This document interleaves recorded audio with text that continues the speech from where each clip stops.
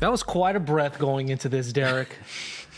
You were having to poise yourself before this one. Yeah. I think that's how everybody felt in Detroit if you're a Lions fan. Yeah. DSP was more fun before football season. Oh, come on. It's this one weekend, game. It's one weekend. Football was so good this weekend, these guys decided not to show up. Yeah. Crazy. Lions lose. Ben's not here. Ben's not here or Ken. Phew. Well, that was something. That was something. Or nothing. Or something. I mean, what's your reaction to seeing that? Because we got our first look at the Lions, that the offense is a work in progress. The defense also the same with a new coordinator. Your first thoughts of the Lions in that loss to the Packers? Like, obviously, the question everybody's asking today is, like, are we panicking?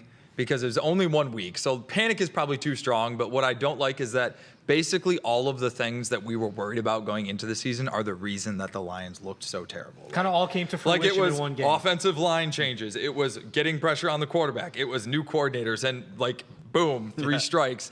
And all of them reared their ugly heads. Yeah, it was terrible.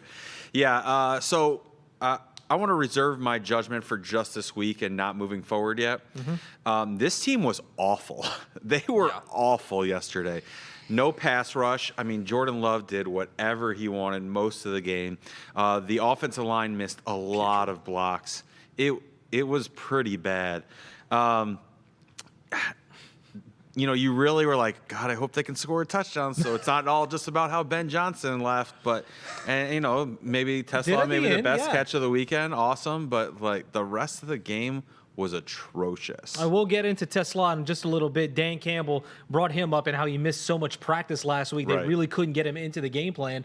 But that was certainly the silver lining coming out of this game. That being said, Dan Campbell was at the podium about 30 minutes ago. Here's what he had to say about that 0-1 start as they leave Lambeau Field with an L. We kind of dug ourselves in a hole early in that game that we couldn't quite get out of. We had some miscommunication, some MAs that really cost us at the worst times. A couple of penalties that bit us, and it wasn't clean. It wasn't clean. We didn't play well. So, but as I mentioned, it's all stuff we can clean up. We gotta score 7 when we get in the red zone. That's going to be big for us. We got to be able to run the ball. We had a lot of things where just fundamentally, man, we were off. We got to get our fundamentals back. We got to go back to work because it really is that simple. Nothing's easy about it, but it's that simple to diagnose. Dan Campbell right there doubling down, saying that all of this is correctable. And the big thing that stood out to me is he said we couldn't establish the run game. This team was we talk about the offensive line not being able to protect Jared Goff, but over the last couple of years, that offensive line has paved the way for Jahmyr Gibbs and David Montgomery. And if that team can't get that going, I think that that's a big reason why we saw what we did from that offense yesterday. Yeah, I think the one thing that really stood out on the offense was obviously the interior of the offensive line, but it wasn't just like pass blocking. Like they didn't know their run assignments. You had David Montgomery just in the backfield, just fighting to prevent a safety. Yeah, it was unbelievable. They just couldn't down block, and it was something to see. So I hope that is correctable. That does seem like something that is correctable. It wasn't so much that they got beat physically; they just didn't know their assignments. So hopefully that is something that is correctable. But as much as I was worried about the offensive line, I didn't think it was going to affect the run game as much as it did. They couldn't do anything. And in the pass game, it also did because they couldn't throw the ball downfield. J-Mo couldn't get open downfield. They couldn't do anything more than 10 yards past the line of scrimmage. Jahmyr Gibbs had, 10 catches? 10 catches yesterday? for 33 yards. Some kind of record of like the most amount of catches for the least amount of yards ever. Wow. And Campbell said, too, because people were like, well, they weren't throwing the ball down the field. Well, you can only do that if you have time to throw, if you're Jared Goff. And to his credit, to Jared Goff's credit, he was using his feet on the one where he was trying to escape Micah Parsons, and Parsons got the sack. I mean, Jared Goff, they might be asking him this year with the way the offensive line, granted, Dan Campbell says everything is correctable, but they might need him to use his feet more than ever this year. And that's not the type of quarterback he is. No. There were plenty of times yesterday where he could have rolled out of the pocket and kind of in the red zone a couple times.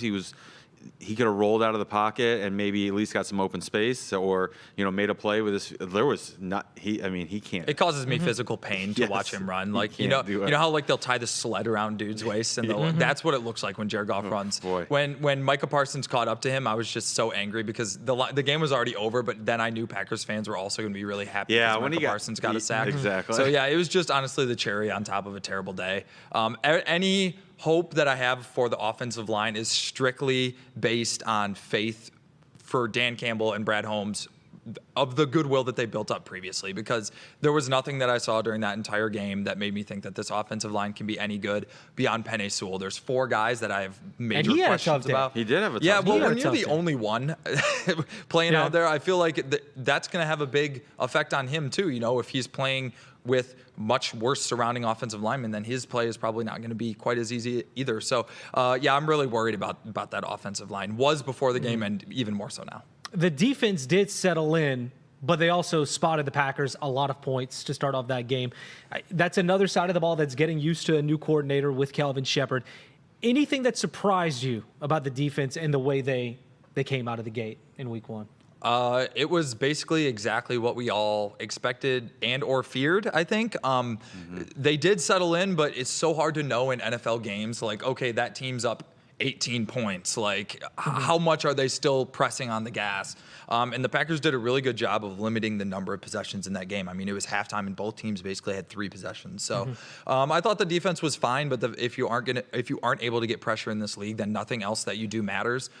So, really, you can talk about how good the linebackers were, how good the secondary was or wasn't, but none of it really matters if the Lions can't get Jordan Love had all day. Yeah, that was. I mean, the first half he had all day. That was the only biggest takeaway for me was just from the whole game. From the whole game, probably. Maybe at some point at the beginning of the game for sure. At some point, maybe the offensive line kind of usurped that when you had guys just completely missing blocks and double teaming somebody and leaving other guys wide open. That was really bad. But for the first half, just watching Jordan Love stand back there, and it wasn't like they were, creating a pocket around him and he was stepping up in the pocket. There was no he just penetration. Had all day. There wide was open zero spaces. penetration. Yeah. It was bad. Yep.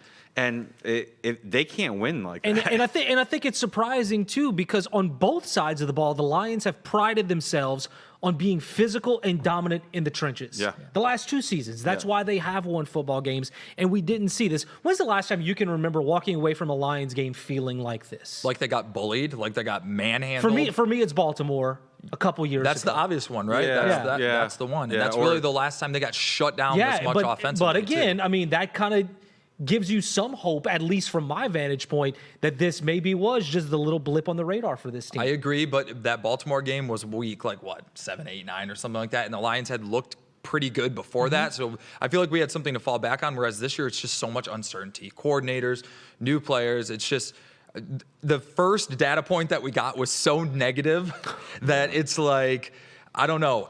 We're just grasping at straws. You hit it on the head at the very beginning. Everything you were worried about going into the offseason is exactly what went bad. Yeah. And if that's a problem, because there's no solutions for those things. You were hoping that you were just wrong about how bad they were. And to be clear, I think if you asked all 3 of us individually, we probably all still think the Lions are a playoff team. So we're not panicking to the point where we're, ending the season or anything like that. No. But this team is being viewed through a lens of they went 15-2 last year. They've won the division the last 2 years. So if after one game you're starting to think wow, it doesn't really feel like that's going to be the case, then I would say in some terms you are affected enough by the first game that it's a bit of panic. And let's not ignore the Packers had something to prove too. That's a good team. They got swept by that Thursday night game. They probably should have won that game whenever they were here at Ford Field before Dan Campbell started going for it on fourth down. That is a good team, and you could argue that they improved across the board coming into this year. You get the best defensive player in the NFL with Micah Parsons. They have a great run game. They added with Golden to give Jordan Love another passing option. I mean, this is a team that went out and got better in the offseason, and they showed it in their first game. I don't think you can argue that either. either. No, the dichotomy of like Lions fans spending the whole offseason complaining that Brad Holmes didn't get a pass rusher, and then right before their head-to-head matchup, the Packers go out and get the best pass rusher in the league and then kill us. It's like it honestly, it just couldn't be a worse look and worse time. Yeah, the narratives. It's bad. Yeah, the narratives are all bad. The no Ben Johnson and then the offense being abysmal, like that's bad. And you brought up a name. Oh, Yeah. if they They play on Monday Night Football, and then the Bears come to Ford Field for the home opener for the Lions. We'll dive into that matchup and what to expect, as it's Dan Campbell against Ben Johnson. That is going to be the storyline all week. We'll dive into it coming up on DSP.